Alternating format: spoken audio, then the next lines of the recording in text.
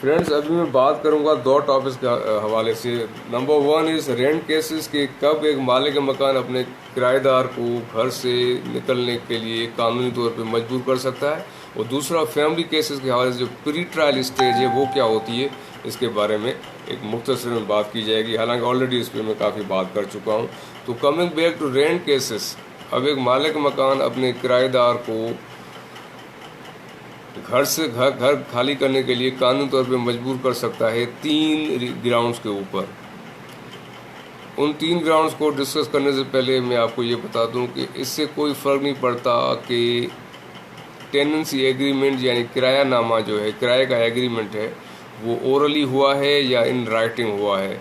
दोनों एक्सेप्टेबल हैं। ज़रूरी नहीं कि टेनेंसी एग्रीमेंट राइटिंग में मौजूद हो, ओरली भी ये चीज़ें हो सकती हैं।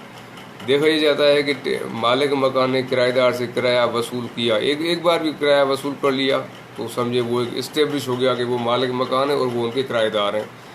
तो किन ग्राउंड्स के ऊपर एक मालिक मकान अपने किराएदार को घर खाली करने के लिए कानूनी तौर पर मजबूर कर सकता है? नंबर 1, डिफ़ॉल्ट का ग्राउंड सबसे अहम, कि जब किराएदार डिफ़ॉल्टर है, किराया नहीं दे रहा, तो वो सबसे बड़ी रीज़न होती है तो वो घर खाली करे ग्राउंड होती है मालिक मकान के लिए, डिफ़ॉल्टर।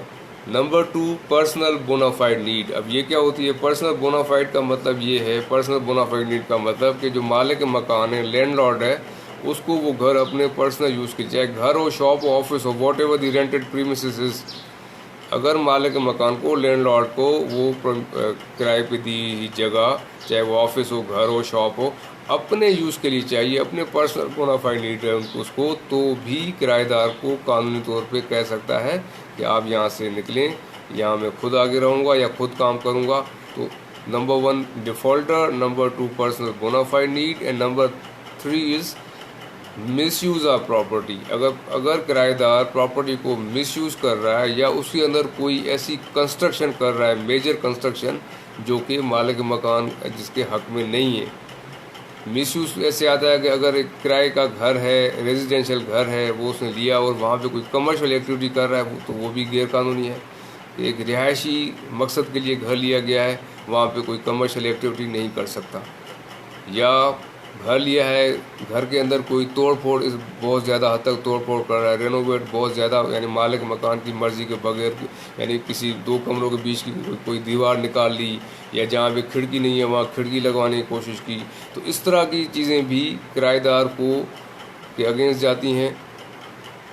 और मालिक मकान इन चीज़ों की बेसिस पे, इन ग्राउंड्स की बेसिस पे एविक्शन के लिए फोर्स कर सकता है किराएदार को घर खाली करने के लिए एज़ पर लॉ। अगर वो नहीं मानते तो इन्हीं तीनों ग्राउंड में से किसी भी एक ग्राउंड पे भी अगर वो कोर्ट चले जाते हैं तो रेंट केस में उनके हक में फैसला आ जाएगा। दूसरा है प्री ट्रायल।